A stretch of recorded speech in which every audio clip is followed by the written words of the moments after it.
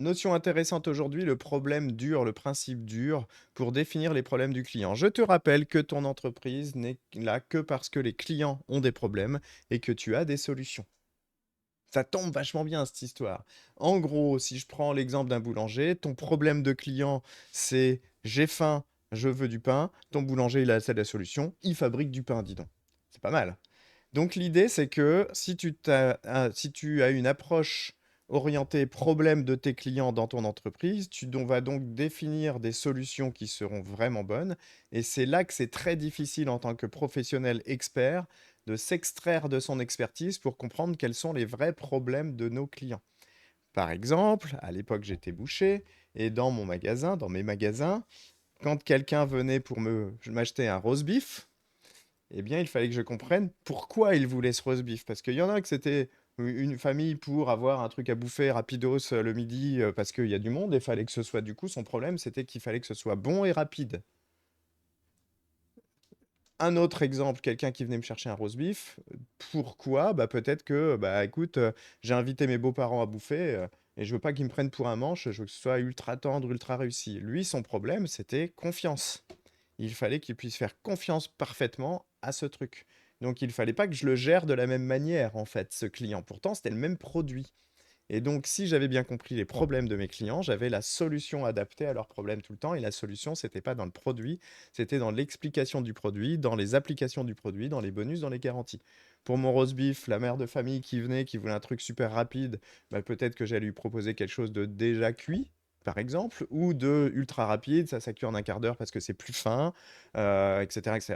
Et mon mec qui invite sa meuf parce qu'il veut peut-être inviter les beaux-parents pour la demander en mariage, lui, on allait l'orienter sur un truc qui était totalement inratable, avec la petite fiche cuisson, le petit truc qui allait bien, sors ton rôti, voilà la sauce, elle est toute faite, prends le gratin dauphinois qui va avec, comme ça t'as l'accompagnement, t'as pas à te casser les couilles, et au moins t'es sûr que tu fais bonne impression, et surtout t'oublies pas la bouteille de vin qui va avec, parce que ton beau-père, s'il aime le vin, boum. Et en fait, on proposait une solution complète à un problème qui n'était pas le rôti. Et ouais. Donc c'est la même chose dans tous les business, c'est la même chose c'est la même chose pour le business de paysagiste. Donc les trois composantes d'un problème dur, c'est qu'il faut qu'il soit douloureux, il faut qu'il cause un inconfort, ce problème significatif, il faut qu'il soit urgent. Ça veut dire qu'il y ait une solution, il ait un besoin de solution immédiate. Alors attention ici, il faut pas se perdre. Si par exemple, si c'est une création qu'on te demande, le besoin il est urgent parce que les gens veulent changer de jardin ou veulent faire leur jardin forcément urgent, il aimerait bien l'avoir pour hier. Néanmoins, la solution immédiate, c'est souvent d'abord la prise en charge immédiate. Exemple, j'ai essayé d'appeler un de nos clients paysagistes. Ça fait 4 jours que j'essaye de le joindre. Il répond pas au téléphone.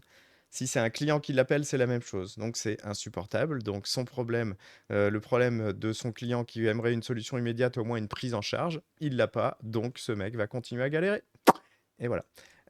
Problème reconnu, il faut que le client il ait conscience de son problème. Ça, c'est souvent un problème quand on a une innovation très forte dans un marché, eh bien, il faut éduquer d'abord le marché à comprendre pourquoi notre innovation, en fait, répond mieux à un problème qu'ils ont, et que du coup, il fallait qu'ils reconnaissent que ce problème, que cette chose-là, aujourd'hui, est un problème.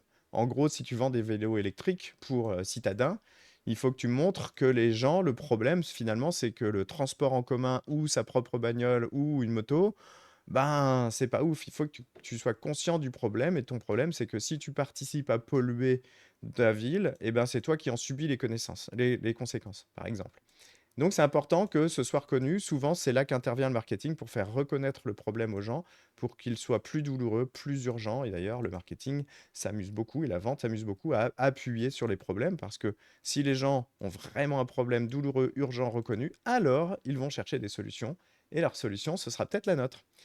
Donc, si tu veux que ton entreprise marche, il va falloir que tu comprennes vraiment les vrais problèmes de tes clients, pas la technique que tu peux leur servir, mais le bénéfice de la technique qui vont leur permettre de régler leurs problèmes de manière durable, de manière urgente, de manière reconnue.